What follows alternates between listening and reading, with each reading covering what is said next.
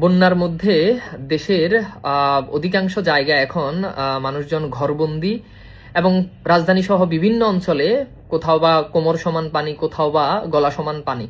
আমাদের স্টুডেন্টরা 7 সমুদ্র 13 নদী পার দিয়ে আজকে তারা ফিজিক্স পরীক্ষায় অংশগ্রহণ করলো। তো কি হচ্ছে না হচ্ছে, স্টুডেন্টরা কিভাবে পরীক্ষা দিতে পারবে, বন্যার কারণে দেশে কি অবস্থা, এগুলো হয়তো আপনারা দেখেন নাই বা দেখার আপনাদের সময় হয় না। যাই হোক, আপনারা পরীক্ষা আপনাদের রুটিন অনুযায়ী নিতেই হবে, সেটাকে গুরুত্ব দিয়েছেন এবং পরীক্ষা নিলেন, ভেরি গুড।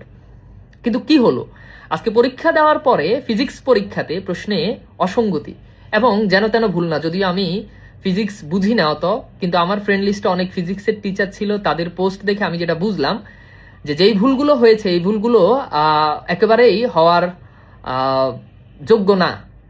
হ্যাঁ, এটা খুব ছোটখাটো মিস্টেক এরকমটাও আমার কাছে মনে হয় না। যাই হোক, আপনারা প্রশ্নপত্র ভুল, আপনাদের আজকে এত কিছু আপনারা আজকে পারে দিয়ে স্টুডেন্টদের এত অসুবিধা, সেই সব কিছু উপেক্ষা করে আপনারা আজকে পরীক্ষা নিলেন, কিন্তু আপনাদের প্রশ্নপত্র ভুল। এই যে যথাসময়ে পরীক্ষা নিতে হবে, এতে স্টুডেন্টদের লাভ হলো ক্ষতি হলো, কিভাবে তারা পরীক্ষা দিতে গেল, কি হচ্ছে না হচ্ছে, এই ব্যাপারে আপনারা উপেক্ষা করে পরীক্ষা নেওয়ার জন্য আপনাদের যে ডেডিকেশন, সেটা যদি 1% ডেডিকেশনও আপনারা যদি প্রশ্নপত্রে নির্ভুল প্রণয়নের ক্ষেত্রে দিতেন, তাহলে এই ভুলগুলো হওয়ার কথা না। এবং আরো অ্যালার্মিং ব্যাপার হচ্ছে, এই বছর অভিন্ন প্রশ্নপত্রে পরীক্ষা হচ্ছে।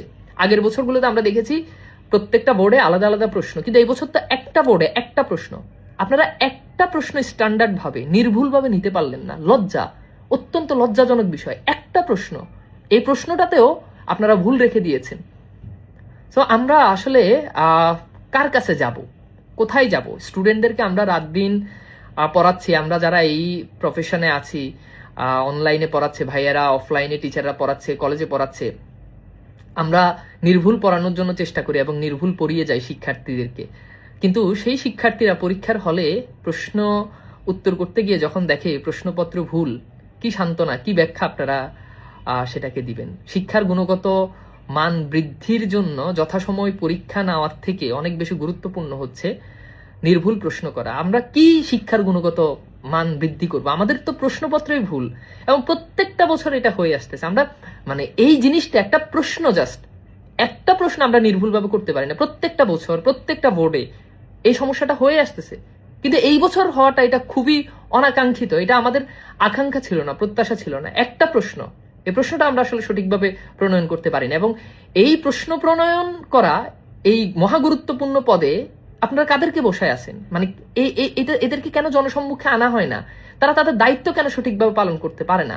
তো যাই হোক, আমাদের